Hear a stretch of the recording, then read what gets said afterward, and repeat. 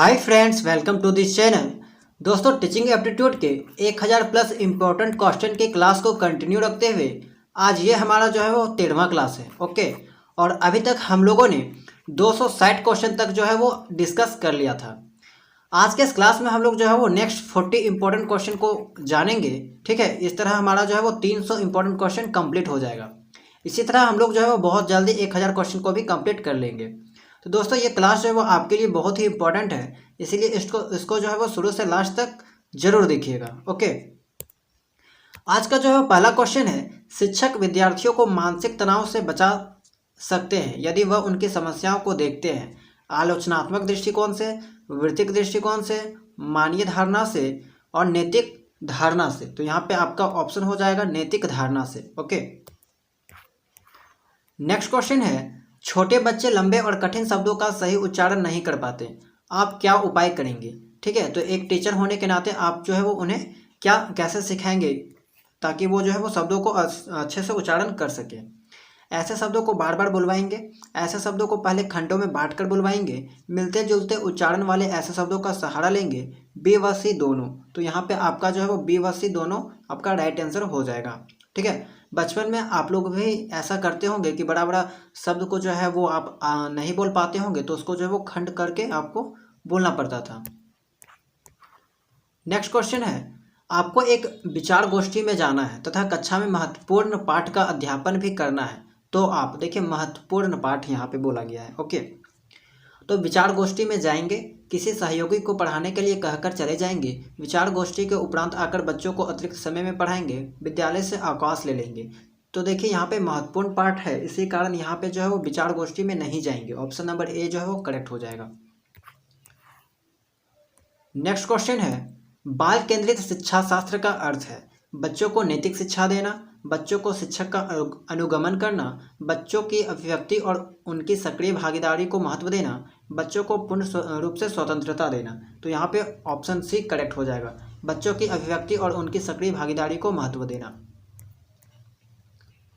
Next question है, बच्चों को कहानी सुनाकर पढ़ाना चाहिए, आपका विचार है कि कहानी बच्चों के मस्तिष्क को केंद्रित करती है, कहानी से शिक्षण कार्य नियंत्रित होती है, कहानी बच्चों को सिखाने में अधिक सक्षम क्रियाकलाप है, कहानी विषय को रोचक बनाती है। तो यहाँ पे जो है आपका right answer option number A हो जाएगा, कहानी जो है वो बच्चों के मस्तिष्क को केंद्रित करती है। ठीक है, ज़्यादा अट्रैक्ट करती है।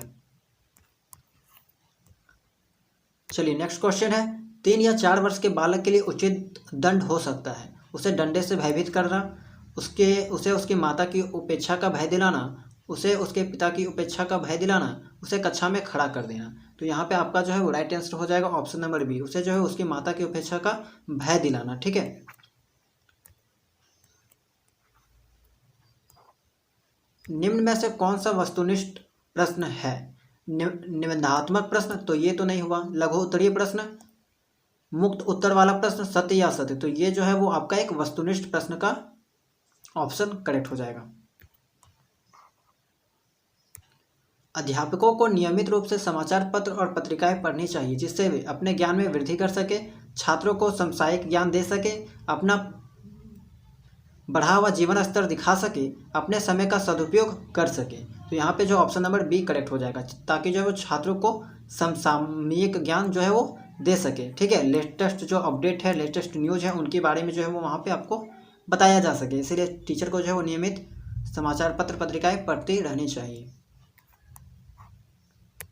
भारत के किस राज्य में सबसे अधिक साक्षरता है, लिटरेसी? ठीक है, तो यहाँ पे सबसे राइट आंसर जो है वो केरल हो जाएगा, इससे जो है वो आप लोगों ने पढ़ा भी होगा। ऑप्शन नंबर बी करेक्ट हो जाएगा। नेक्स्ट क्वेश्चन है, प्रतिभाशाली बालक वह होता है जो सामान्य बालकों से भिन्न हो, सामान्य बालकों के जैसा हो, मंदबुद्धि का हो, उपयुक्त सभी। तो यहाँ पे जो है वो आपका हो जाएगा सामान्य बालकों से भिन्न हो। प्रतिभाशाली बालक वह होता है जो सामान्य बालकों से भिन्न हो।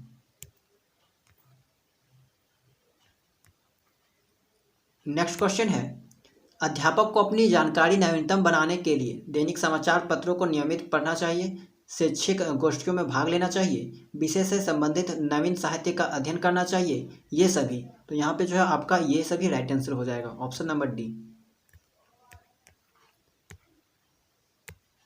नेक्स्ट क्वेश्चन है, सफल समावेशन को निम्नलिखित की आवश्यकता होती है सिवाय पृथक्करण, अभिभावकों की भागीदारी, क्षमता संवर्धन, संवेदनशील बनाना।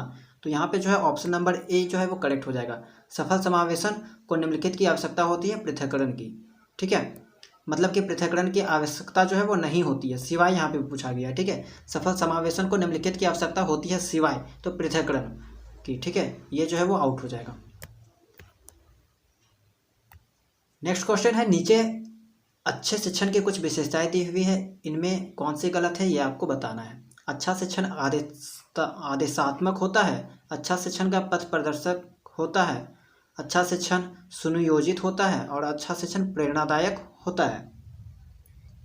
ठीक है, तो ऑप्शन नंबर ए जो है वो करेक्ट हो जाएगा। अच्छा शिक्षण जो है वो आदेशात्मक होता है।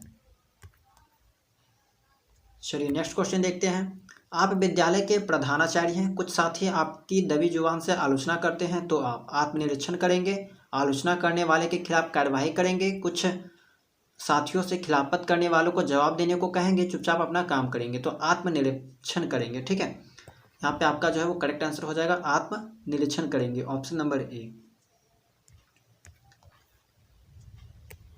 समावेशी शिक्षा में शिक्षक की सबसे कम महत्वपूर्ण विशेषता कौन सी है? बच्चों के प्रति संवेदनशील, विद्यार्थियों के प्रति लगाव और धैर्य, विद्यार्थियों की अक्षमताओं का ज्ञान, शिक्षक का आर्थिक सामाजिक स्तर। ठीक है, तो ऑप्शन नंबर जो है यहाँ पे करेक्ट हो जाएगा। शिक्षक का आर्थिक सामाजिक स्तर सबसे कम महत्वपूर्ण विशेषता, तो शिक्षक का आर्थिक सामाजिक स्तर। नेक्स्ट क्वेश्चन है, पूर्ण अनुशासित कक्षा की पहचान है छात्रों की पठन पाठन प्रक्रिया में पूर्ण रुचि एवं शांतिपूर्ण भागीदारी, कक्षा में छात्रों का अपने कर्मों में लगा होना, कक्षा में पूर्ण खामोशी, इनमें से कोई नहीं। तो आपका जो ऑप्शन नंबर ए करेक्ट हो जाएगा। छात्रों की पठन पाठन प्रक्रिया में पूर्ण रुचि एवं शांतिपूर्ण भागीदारी। नेक्स्ट क्वेश्चन है, शिशु शिक्षा के संबंध में आपकी राय है? स्त्रियां ही शिशुओं की अच्छी शिक्षक हो सकती है? शिशु शिक्षा के लिए मनोवैज्ञानिक पद्धति उपयुक्त है? शिशु शिक्षा छात्रावास में उत्तम होगी? शिशु शिक्षा की जिम्मेदारी माँ के ऊपर होनी चाहिए। तो ऑप्शन नंबर डी जो है वो करेक्ट हो जाएगा। शिशु शिक्षा की जिम्मेदारी जो है वो माँ के ऊपर होनी चाहिए। विद्यालय में अपना निश्चित स्थान बनाने के लिए शिक्षक को चाहिए कि वह छात्रों को अपने पक्ष में कर ले, अपने उत्तरदायित्व में आस्था रखे, अपने अधिकारियों के संपर्क में रहें, साथियों का बड़ा समूह बना ले। तो यहाँ पे जो ऑप्शन नंबर बी करेक्ट हो जाएगा, अपने उत्तरदायित्व में आस्था रखे। त्रिभाषा फॉर्मूला किसने दिया? राधाकृष्णन आयोग, मुदालियर आयोग, बेसिक शिक्षा समिति, कोठारी आयोग। तो यहाँ पे स्टूडेंट को बहुत कन्फ्यूजन होता है। ठीक है, कोठारी आयोग बहुत लोग टिक कर देते हैं, लेकिन देखिए यहाँ इसका जो स्टार्टअप किया है, ठीक है, नामकरण किया या फिर जो भी है, स्टार्टिंग जो है इसका राधाकृष्णन आयोग से किया गया है। भले बाद में इसे जो है वो लागू वगैरह जो भी है वो कोठारी आयोग के द्वारा किया गया हो, लेकिन यहाँ पे स्टार्टिंग की बात की जाए, ये जो शब्द आया ये लोग लेके आए। ठीक है, राधाकृष्णन आयोग के द्वारा लेके लाया गया था, इसलिए यहाँ पे जो है वो राधाकृष्णन आयोग राइट आंसर हो जाएगा। नेक्स्ट क्वेश्चन है, एक छात्र कक्षा में प्रदर्शन के दौरान शरारतपूर्ण, ठीक है, व्यवहार के कारण मेरी परेशानी का कारण बन जाता है, तो मैं कक्षा को बताऊंगा कि छात्र प्रदर्शन कर रहा है, छात्र को बुलाकर व्यक्तिगत रूप से समझाऊंगा, उसको सहज रूप से लूँगा, उसे उचित दंड दूंगा। तो यहाँ पे जो है वो आप उसे जो है वो बुलाकर व्यक्तिगत रूप से जो है वो पर्सनली समझाएंगे तो वो मान सकता है। ठीक है, ये आपका जो है वो उचित कदम होगा। चलिए नेक्स्ट क्वेश्चन देखते हैं। छात्रों की समस्याओं को जानने के लिए आप क्या करेंगे?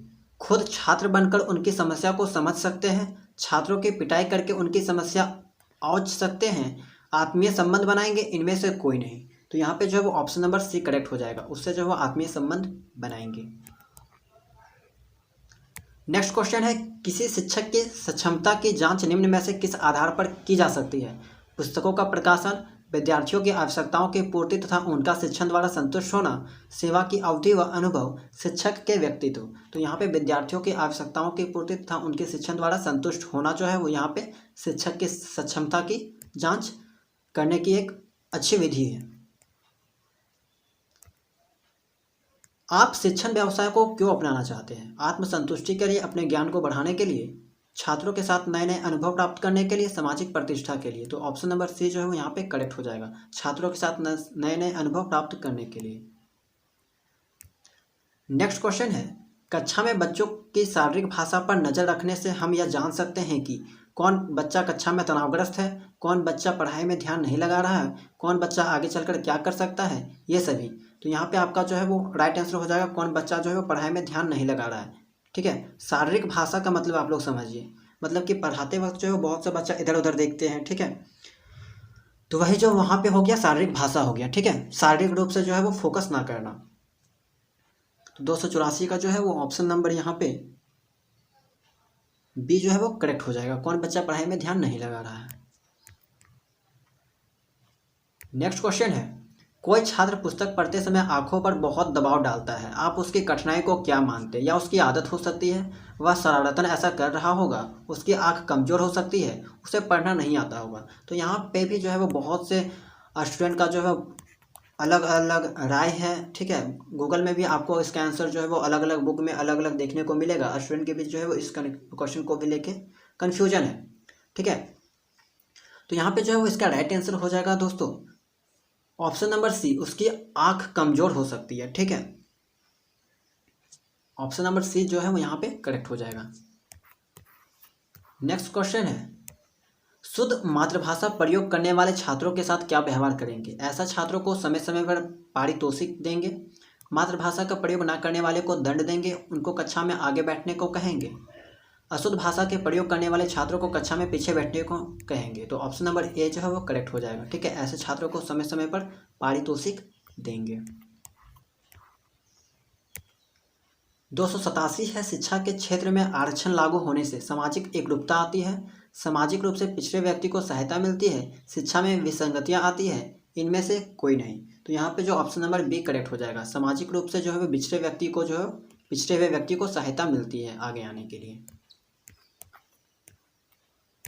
एक अध्यापक के रूप में शिक्षक अभिभावक एसोसिएशन में आप सक्रिय भाग लेंगे, अभिभावकों को सावधान रहने के लिए कहेंगे, स्कूल की गलत नीतियों का भंडाफोड़ करेंगे, प्रधानाचार्य का पक्ष प्रस्तुत करेंगे। तो सक्रिय भाग लेंगे यहाँ पे जो है वो एक्यूरेट आंसर हो जाएगा। नेक्स्ट क्वेश्चन है, छात्रों की प्रतिक्रिया नकारात्मक भी होती है और सकारात्मक भी। नकारात्मक प्रतिक्रिया का एक उदाहरण है, छात्र अनुशासनहीनता नहीं करते, छात्र कक्षा में सुशील व्यवहार नहीं करते, छात्र कक्षा शिक्षण में रुचि नहीं लेते, छात्र कक्षा में शोर नहीं मचाते। तो ऑप्शन नंबर सी जो है यहाँ पे राइट हो जाएगा। किसी अनुत्तीर्ण छात्र को उत्तीर्ण करने के लिए दबाव डाला जाए तो आप परिस्थितिवश छात्र को उत्तीर्ण कर देंगे, विद्यालय से अवकाश ले लेंगे, सहयोगियों से परामर्श कर कदम उठाएंगे, छात्र को किसी दशा में जो है वो उत्तीर्ण नहीं करेंगे। तो यहाँ पे जो है वो ऑप्शन नंबर डी करेक्ट हो जाएगा। ठीक है, कोई भी आप पे दबाव डाले, अगर आप एक अच्छे टीचर हैं, आइडियल टीचर हैं, तो यहाँ पे जो है वो उस छात्र को उसके परफॉर्मेंस के अकॉर्डिंग ही उसे वहाँ पे उससे ट्रीट करेंगे। ठीक है, ऑप्शन नंबर डी जो यहाँ पे करेक्ट हो जाएगा।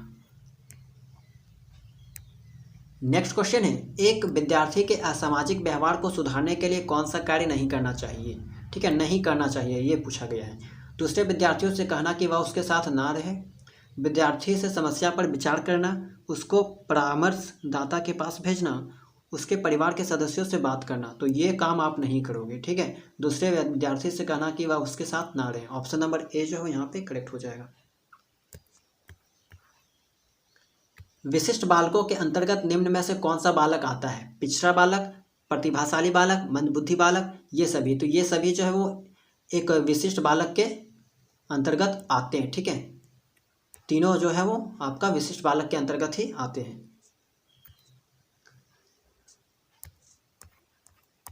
नेक्स्ट क्वेश्चन है, आप अपने दैनिक जीवन में महत्व देते हैं अपनी समस्याओं को सुलझाने को, आदर्श और नैतिकता की रक्षा को, अपने प्रियजनों की रक्षा करने को, दूसरों की समस्याओं को सुलझाने में। तो यहाँ पे जो ऑप्शन नंबर बी करेक्ट हो जाएगा, आदर्श और नैतिकता की रक्षा को। विद्यालय में प्रार्थना स्थल पर प्रार्थना के लिए पर्याप्त संख्या में छात्र उपस्थित नहीं होते हैं, प्रधानाचार्य के रूप में आप क्या करेंगे? छात्रों को प्रार्थना का महत्व समझाएंगे, प्रार्थना स्थल पर मनोरंजन कार्यक्रम कराएंगे, सभी साथियों में इस समस्या पर गौर करने के लिए कहेंगे, प्रार्थना स्थल पर ही छात्रों की उपस्थिति कराएंगे। ठीक है, तो ये चीज़ें आप करा सकते हैं। ठीक है, ऑप्शन नंबर डी जो है वो यहाँ पे एक उचित कदम होगा, ताकि जो है वो अत्यधिक छात्र जो है वो अटेंडेंस बनाने के लिए वहाँ पे आएंगे, प्रार्थना सभा में आएंगे और वहाँ जो है वो प्रार्थना भी करेंगे। ये एक उचित कदम हो सकता है। नेक्स्ट क्वेश्चन है, शिक्षक को अपनी विषय वस्तु में निरंतर नए ज्ञान का समावेश करते रहना चाहिए, जिससे छात्र कक्षा में शांत रह सके, वह छात्रों को नवीनतम ज्ञान दे सके, छात्र शिक्षक की योग्यता का लोहा माने या अध्यापन का ज्ञान बढ़ सके। ठीक है, तो यहाँ पे जो है वह छात्रों को नवीनतम ज्ञान दे सके। ऑप्शन नंबर बी करेक्ट हो जाएगा। नेक्स्ट क्वेश्चन है, किसी छात्र की उपलब्धि का मूल्यांकन किस आधार पर किया जाना चाहिए? कक्षा के सबसे तेज छात्र के साथ तुलना करके, कक्षा के सामान्य छात्र से की जाने वाली अपेक्षा के साथ तुलना करके, उस छात्र की सबसे पहले क्या उपलब्धि थी उसके साथ तुलना करके, या फिर ये सभी। तो यहाँ पे जो है वो ऑप्शन नंबर डी करेक्ट हो जाएगा, ये सभी। नेक्स्ट क्वेश्चन, आकलन उद्देश्यपूर्ण होता है यदि इससे विद्यार्थियों को और शिक्षकों को फीडबैक प्राप्त हो, या केवल वर्ष में एक बार हो, विद्यार्थियों की उपलब्धियों में अंतर करने के लिए तुलनात्मक मूल्यांकन किए जाए, इससे विद्यार्थियों में भय और तनाव का संचार हो। तो यहाँ पे जो है आपका right answer option number A, इससे विद्यार्थियों और शिक्षकों को फीडबैक प्राप्त हो। तो इससे क्या होगा? आकलन उद्देश्यपूर्ण होगा। नेक्स्ट क्वेश्चन है, प्रतिभाशाली बालकों की पहचान की जा सकती है केवल बुद्धि परीक्षण, IQ जिसको हम लोग कहते हैं, केवल उपलब्धि परीक्षण के द्वारा, केवल अभिरुचि परीक्षण में द्वारा, उपरोक्त सभी के द्वारा। तो ऑप्शन नंबर ए जो है वो यहाँ पे करेक्ट हो सकता है। अब इस क्वेश्चन में भी बहुत से लोगों का अलग अलग मत है। ठीक है, अलग अलग बुक में जो है वो इसका अलग अलग आंसर भी दे रखा है। कहीं कहीं ऑप्शन डी भी आपको देखने को मिल सकता है, लेकिन यहाँ पे जो है वो ऑप्शन नंबर ए करेक्ट होगा। नेक्स्ट क्वेश्चन है, शिक्षा की प्रोजेक्ट विधि का आधार है कक्षा की व्यवस्था ठीक रखने का सिद्धांत, विद्यार्थियों की प्रतिभा का मूल्यांकन करके सीखने का सिद्धांत, विश्लेषण क्षमता के लिए विकास का सिद्धांत। तो यहाँ पे ऑप्शन नंबर सी जो है वो करेक्ट हो जाएगा। ठीक है, करके सीखने का सिद्धांत।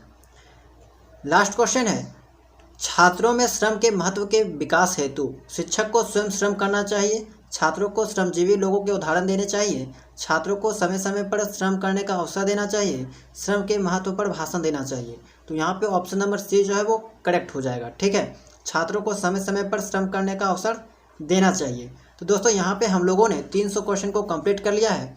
नेक्स्ट हम लोग जो है वो जल्द से जल्द 1000 क्वेश्चन को कवर करने की कोशिश करेंगे।